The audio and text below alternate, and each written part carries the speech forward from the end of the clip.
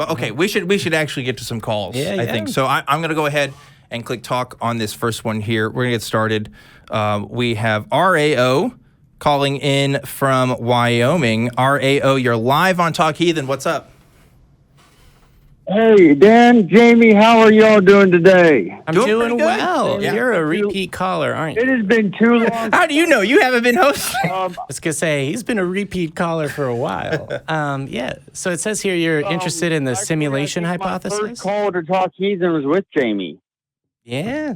Oh, okay, so there you go. You always remember someone else's first. There's... I can't with you. This is gonna be a crazy. This is gonna be a fun show. This is gonna be a fun show. Anyway, R.A.O., what's going on? Actually, this is gonna be an exact repeat call of Truth Wanted. Okay. So we're gonna see if I built up any better arguments. We're gonna see if y'all built up.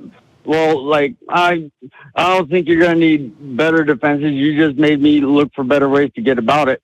But ready for a rematch? I mean, when you put it like that, I mean, I don't know. I mean, I see you want to talk about the simulation hypothesis.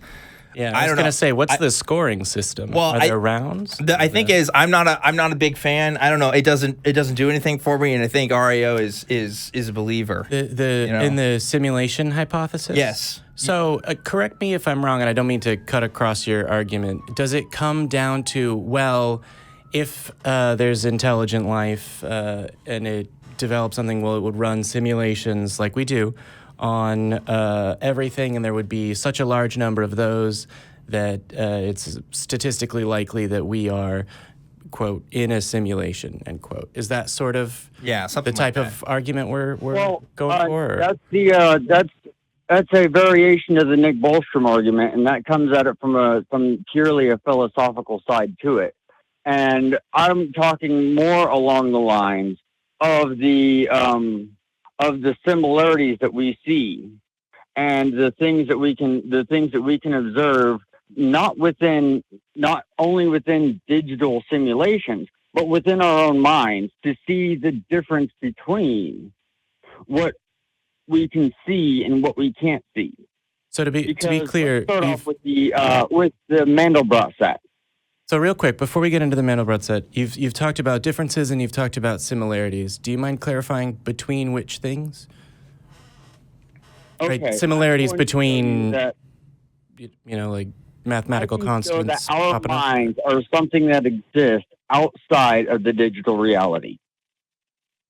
Our mind. Wait, you're saying this is the fact that you're saying is true? Our minds exist outside of the digital reality? Yes. Okay, I don't know what the digital reality is. I also don't know what I can guess, but I don't know what he means by the mind exists outside of the... Yeah. What is a digital reality? Can we start there? A digital reality is any simulated reality that stems from base reality. But what does that mean? Does that mean like The Sims? Like what do you mean when you say simulated reality? Because like there's like physics simulations, there's like simulations they do for medicine and stuff. So like what do you mean? And what I'm doing is I'm comparing those to our reality being a digital simulation as The Sims or SimCity. Well, so presumably if these simulations are created in our reality, they're not going to be, completely different than the things that they're simulating. And something that simulates people or physics is designed to reflect the reality that it's in. So I'm not sure that that's evidence that there's something simulating us. I've always had this question for simulation theory, which is, why would a simulation be self-aware? When we run a simulation, a mathematical map of the spread of a pandemic, special relevance lately, or how efficient a train system is going to be, nothing, not even the simulated people, the simulated actions of the people, I would say are self-aware. At least I would say they don't have the same sort of reflexive knowledge that I have of my brain if they're created by something else. When we create simulations, we don't create self-aware simulations. I don't know, but that doesn't mean that they can't be, though. Well, true, but with me, it's seems, when you argue from the point of like, oh, there's so many of these, oh, this is really possible. Well, the first simulations that you do, particularly of, for example, living intelligent life, you would create actual living intelligent life. And so I have actually, as this side project, linking together all these sort of like random, but why would there be an almost perfectly cylindrical object that passes in a close orbit towards Earth from the Kuiper Belt? And why would we see readings in the Kuiper Belt that might suggest a planet X sized object? And why would there be a large body that came into the Earth's close orbit that fixed it? Yes, let me end real quick, which is in terms of hypotheses of, wow, the things that we see match simulations that we can make. That same behavior of, oh, there's some intelligent life that's created a simulation, I would find it more likely to not be something digital. Well, I can show that it's digital through the Planck constants, through Planck length, through Planck time. That is directly synonymous with frames and pixels. Okay, but so this is my thing, right? Let me refocus here. You're saying things are synonymous. You're saying the Planck time constant is synonymous with pixels, and you also mentioned that there's similarities between simulations and what we observe in real life. The fact that there are similarities, why does that lead to the conclusion that we are also living in a simulation? No, not just similarities. Okay. Not just similarities. Like mathematic equations. What do you mean? And I've looked at these things. I've looked at these things, and even Dr. Gates said that there's about 10 people on the planet that can understand them. Okay, well that's fine. I'm obviously not one of those 10 people. But look, right? Like simulations run on equations, and we identify things that happen in the universe also through equations, right? Yeah. So there's a similarity there, but like, why does that necessarily mean that we are also a simulation?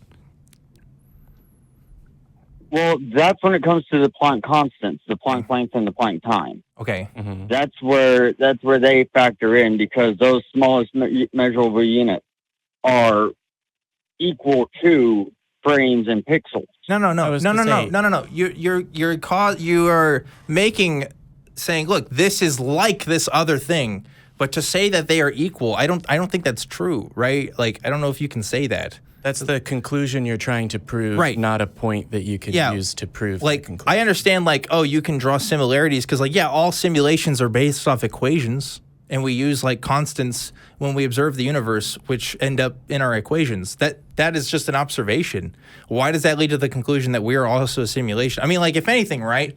Our simulations couldn't work unless the universe did have some constants, unless the universe did have equations that we could describe so that we could create, sets of equations within those, right? Like physics has to work and be predictable in order for us to even make simulations in the first place. So why does the universe having, that property make it in a simulation? I don't see the connection.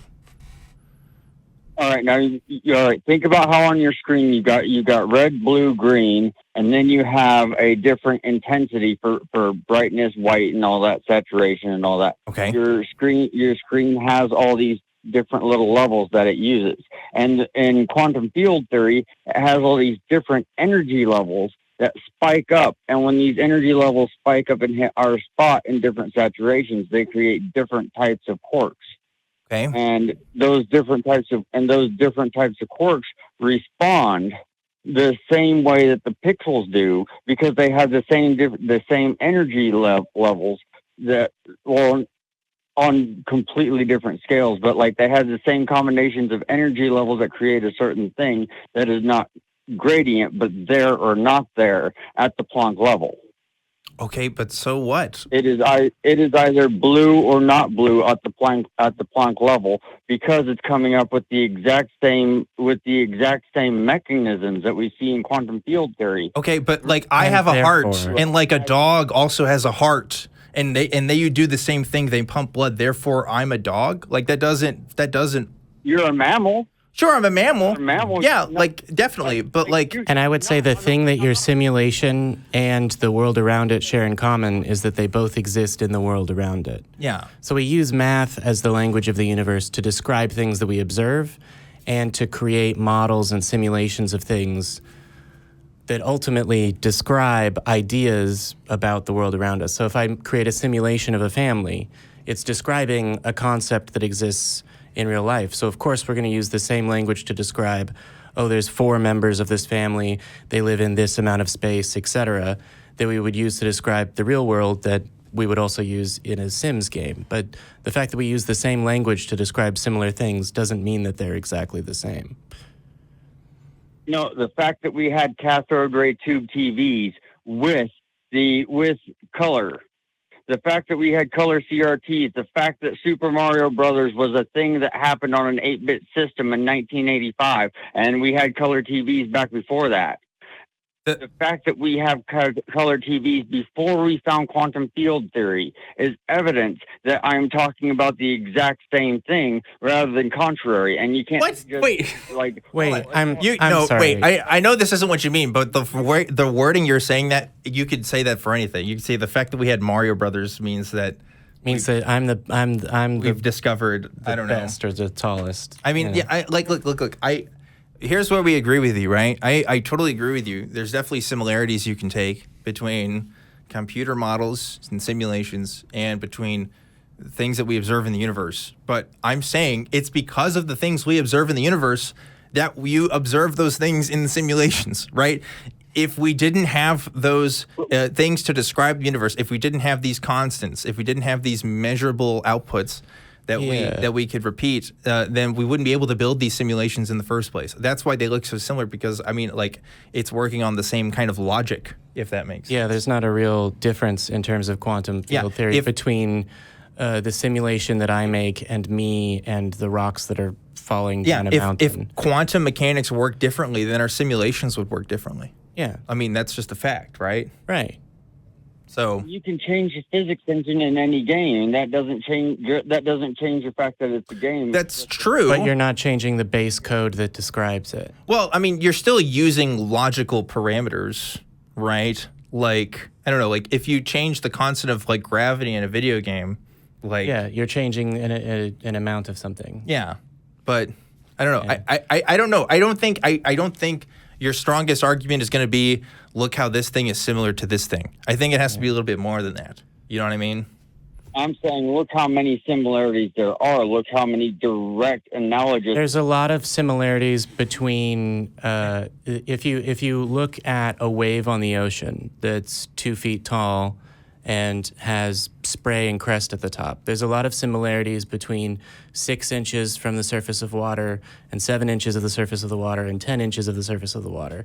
But it doesn't mean that there's necessarily something that's exactly that same type of wave that's larger than it, right? So when you're describing a smaller portion of the same quantum field, which happens to be something that we perceive as, we created that.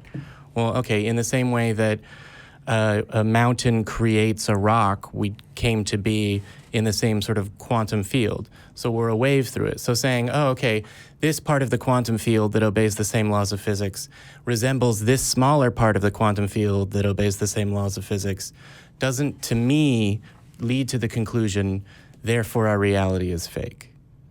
Yeah, R.A.O, we have to talk to some other callers here. I want to say I do appreciate you bringing up this discussion, and don't take this as anything other than we simply disagree. I hope what we've said so far makes sense, and I am interested in this topic in general, but I do feel like we've already made our points, right? Like I feel like we've kind of repeated ourselves here. Yeah, like, we see the simulations work in the way they do because the universe works in the way that it does. Yeah. That's why it's going to be, it's an argument from analogy. It's a little bit like when people are looking for what something means and they assign a meaning to it that I don't think follows. Like you go, so people in South America stacked things in a pyramid shape, and over here people stacked things in a pyramid shape. What does that mean? Well, that results from them both being humans, seeking the same things, food and shelter, and trying to build things out of rock. Yeah. The rocks obey the same laws of physics, so they figure out what works pretty well, and it's kind of easier to stack things in a pyramid. It's harder to build a roof. Yeah, like